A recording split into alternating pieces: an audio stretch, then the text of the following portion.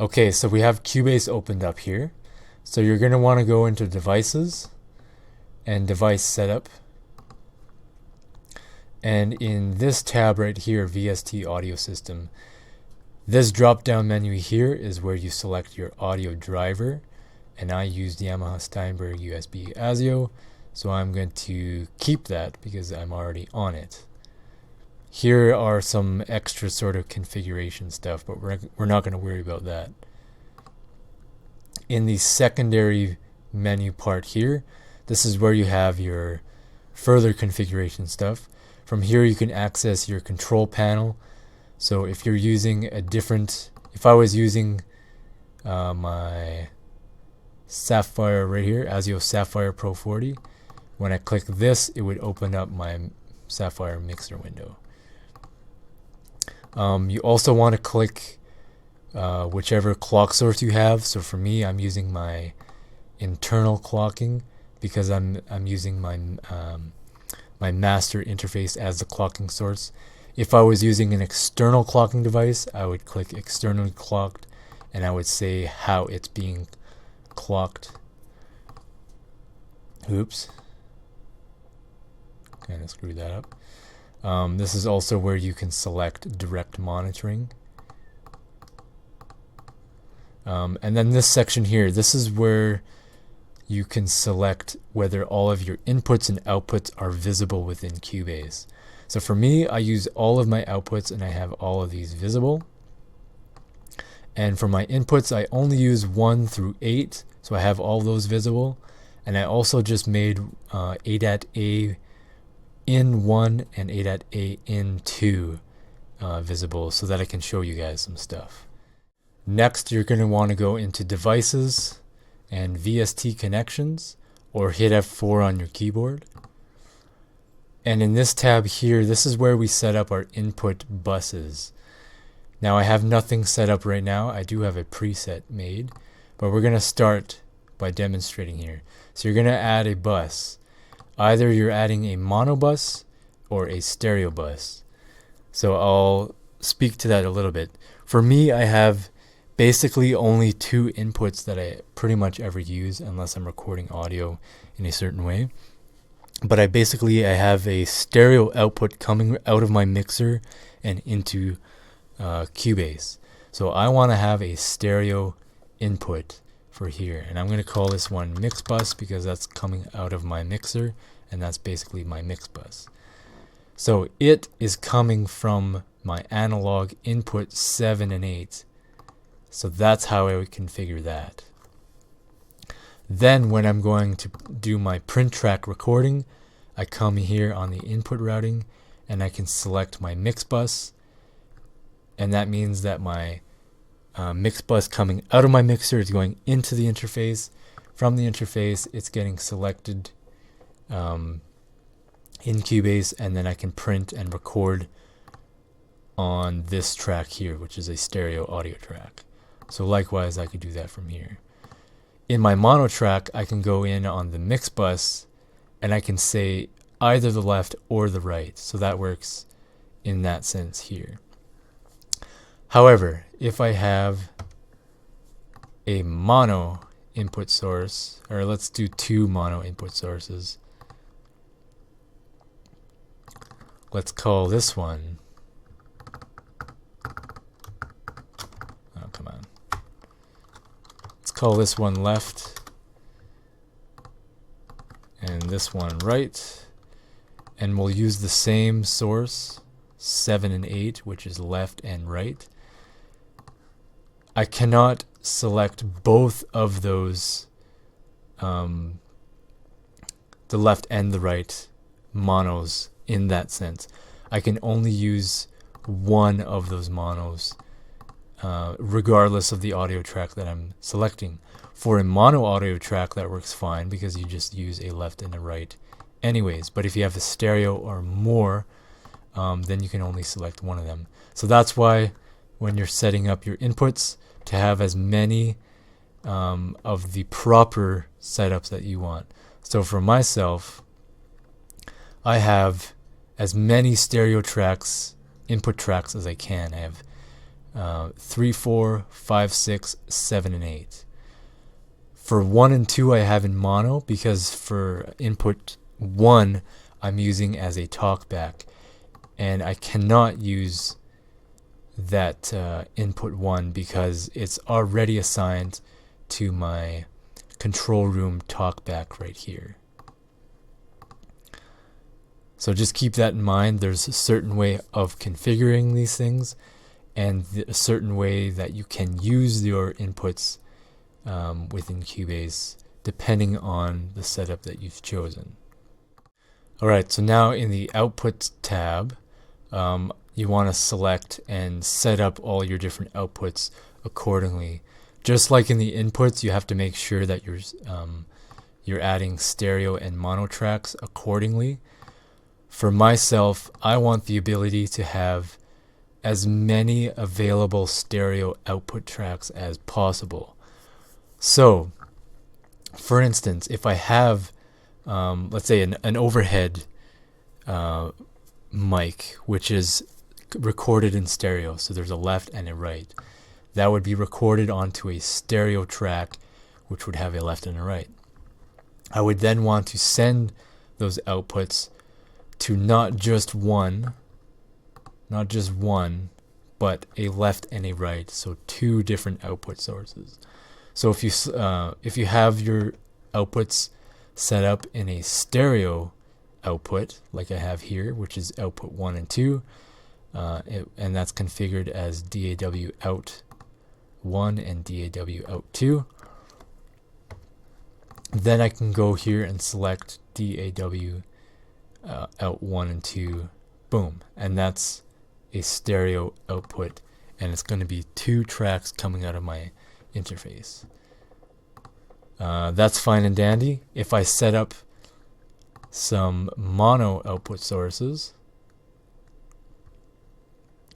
just to demonstrate further, I now cannot send to multiple outputs or multiple mono outputs. I can only send to one. Oh boy, that's an input. I can only send to one mono output or one stereo output. So keep that in mind. I'll quickly show what I have here. I have a preset set up. So for my studio monitors, which uses mix 1 right here, these are my monitors. In this outputs tab, I do have to set up a studio monitor bus, and then so that I can have a click track sent to that studio monitor's bus. Secondly, you have to select your studio monitor's bus and have it set as studio monitors as main mix. That makes your studio monitors the main mix as your main monitoring output mix. That's where you want your click, and then when you go into your studio, that's what you're selecting here as your main monitor mix. You don't have to use the control room, by the way. So if you have that disabled, then you can just go ahead and select your main outputs. So mix 1 left and mix 1 right is coming out of my interface as analog outputs 1 and 2, and that's what I use for my main monitors. Next, I have all of these here configured from DAW out 1 all the way through 16. That all 16 of those are going to my my other audio interfaces. So 1 through 8 is going to my Sapphire Pro 40, and 9 through 16 is going to my Profire. And then I have my extra outputs from my Steinberg audio interface. So mix 2 left right, 3 left right, and 4 left right are my extra tracks. So from 17 to 22. Alright, so in the group effects, this is where you would see any let's say group tracks that you made, group channel tracks, stereo, let's call it blah blah blah, open up, it shows up here.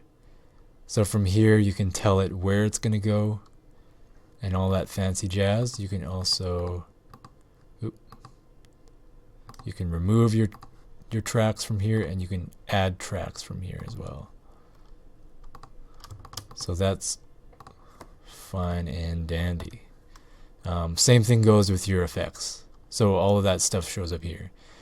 In external effects, in order to have on Cubase, in order for you to have the ability to go under inserts and put an insert, let's say I have a compressor, an outboard compressor that I want to set up, I would go into external effects, and I would call this here compressor. Let's say it's a stereo compressor. So I would go here and I would select which outputs it's going from. So I can do, let's say, effects bus. Actually, let's not do that, because that just starts to confuse things. Let's say I put DAW 1 and 2. I'm not going to do that because it's going to reset everything. Actually, screw it, I'll do it. I would go DAW out 1 and 2. That means my effects, whenever I select it in my input, or my, not my input, my insert slot, which would be Steinberg. External plugins, that's where it shows up. So Steinberg, external plugins. When I go here, it's going to be sent, oh boy, it's going to be sent out from DAW out 1 and out 2. And then I want to return it. I'm going to plug that into my interface again from, let's say, 3 and 4. Now when I want to use my external compressor, I can insert it as I've shown, and then from there you have the ability to send a certain amount of gain. You can calibrate it. If there's delay, you can calibrate the delay in milliseconds, and you can calibrate the return gain.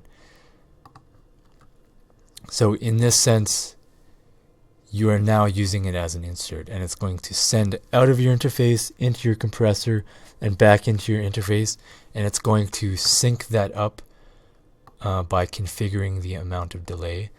And you can click this button here, which says measure effects loop delay for delay compensation, and it automatically measures it and then adjusts it. Next up, we have our external instruments. So if you add an external instrument, let's call it piano, you would then have to set up some MIDI stuff here. I don't know how this stuff works, and I'm not really going to pretend I know, but there's also output sources, or sorry, not outputs. You have return sources, because your output source is going to be your MIDI source.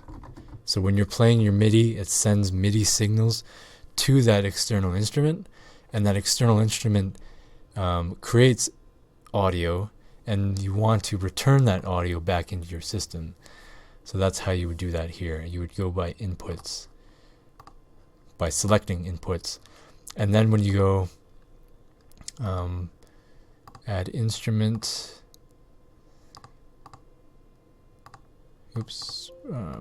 Steinberg, external plugins, that's how you add it. And you also have a delay amount and a return gain. So now whenever I hit this record piece, I'm playing on the piano, it's going to send my MIDI signal to that instrument, which actually gets sent through my MIDI cables to the actual instrument. It creates a sound, goes back into the interface, and then from there, I then have a audio input source, and then from there I can go to a, let's say, a stereo, and I don't think I Where did I configure that? I didn't configure it. But let's say I had it on input 5 and 6. I could go on my stereo. I can rename this PNE,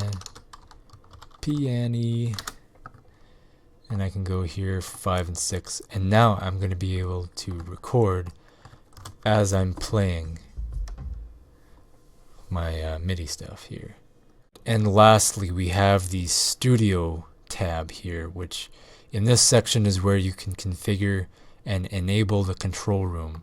So if it's not enabled, you enable it here, and you can open it up here. Control room is also within your mixer if you want. Let's see your configurations. No, racks. Nope. Nope. Right here, control room. You can turn it on here, this is the same thing. So I'm just going to use this guy to explain things. But anyways, you have the ability here to monitor in mono, monitor in stereo, and you can switch back and forth. You can activate the metronome. You have a reference level. Let's see, press Alt to set. No, that didn't do it. So anyways, a reference level so that you can have two different monitor levels, a 0 amount and then a reference level, which is pretty dope. Okay, I'll stop fiddling. You also have a dim switch. You also have the ability to switch between monitoring your mix or monitoring your cue send. You also have the ability to turn off your main mix and only listen to your headphones. So let's say I have my headphone dial with volume, and I have my output volume fully set. When I have my headphones on, I can turn off my main, and that turns off my main monitors, and I can still listen through my headphones. Or I can take my headphones off, and if I'm still hearing it here, I can turn my headphones off, turn on my main monitors, and listen through there. Or I can have them all on. And in my headphones, I can listen to either the mix or the cue, and you can do the same thing for the main. You can listen to your cue on your mains and mix. All this kind of interchangeability. You have an independent volume for your phones. You can send the metronome to your phones or only to your mains. Like, there's a whole bunch of different things here that you can do with this control room. It's actually a super awesome integrated part of Cubase that should be in pretty much every DAW. And a lot of people end up buying external hardware gear just so that they have this exact same ability. So that's worth mentioning. Let's go back into the studio setup here. So basically you have to configure what's going on here. So in my monitors, my monitor mix here, which you add a channel, you can add multiple monitors, and then when you open up your control room, you can now A/B between the different monitors. I think you have to configure, yeah, right here. So let's call this, that's monitor 1, which is my main monitor mix. If I wanted to set up a secondary mix, I can go and select another mix source. So this is another output mix source. And then when I go into, when I select monitor 1, it's now sending to monitor 1 via those mix 1 outputs on the interface. And when I select my monitor 2, it's now going through my output mix 2 left and right. So my mix 2 out of my audio interface and to my secondary monitors. So that's like, I don't know, I can't stress it enough how super awesome it is to have this integrated in Cubase. And then you can select whether any of the two or sorry, you can select for each of these monitors, you can select whether it's going to be mono or stereo, and it retains that. So pretty neat. Yeah, so there's that. If you want a separate headphones mix, likewise, you have to have something separate from your actual studio monitors. Otherwise, all you're going to be hearing is the exact same thing. And turning off this turning off your mains is going to turn off your headphones if you have the same source. I don't know, there's a lot of details. I won't go into too many more details. So there's that. And then for me, I want to have a talkback mic ready here so that when I click this, it's going to have, I have the ability to have a talkback mic. And this is where I would add a channel. It would be right here. It would say talkback. So if I delete this, I can go add, and right here, add a talkback. And select analog 1. You also have the ability to set up cue tracks. So let's say I wanted to, let's say I wanted, oh boy. There. Oh. Okay, let's get this. There we go. So I have a cue track, a Q1, which is on mix output, or sorry, mix 2 left and right. When I'm in my mixer window, and I have my Q sends, I can now send any of these channels. I can send to Q send 1, and that's going to be sent to mix 2 left and right, which are the outputs on my interface. And from here I can monitor my Q source right here. I can monitor it on my main mix, my main monitors, or my headphones, etc., etc. So lots and lots of configurability within this thing. So hopefully, that's a long time. Hopefully you guys like that. Like I said, I know I had tons of trouble trying to figure out my inputs and outputs and getting the interfaces properly configured. The hardware setup is fairly easy. It's more straightforward. The audio software setup is not so straightforward. That takes a lot of time. If you have these specific interfaces, this tutorial might help you. If you have other kinds of interfaces, you're going to have to look into it yourself and try and find a way of configuring it. And then Cubase itself it takes quite a long time to figure out how your output buses, your input buses, and all these things are going to be set up. And if you have a different DAW, you're going to have to, again, search for yourself and find out how it is you want to set up your stuff. So quickly, just before we kind of say goodbye, I'm going to quickly wrap up and say that, again, I only have 8 inputs. I have my outputs. I have 22 outputs going into my mixer. My mixer sums down to 2 channels of audio, which I then go back into my interface here on 7 and 8, and that gives me the ability to record it. So yeah, I will also do another video of demonstrating how to do it on the fly and when you're actually mixing and doing stuff, because that's also kind of a tutorial worthy video. But this far, this is all I'm going to say. This is how you set it up, configure your software, configure your DAW, and set up your hardware. Hopefully you like that. Leave a like if you did. Share, maybe even leave a comment if you have questions or anything. I'm usually really quick to answer, and just leave a general comment of whatever you want. So thanks for watching, take care, and bye bye now.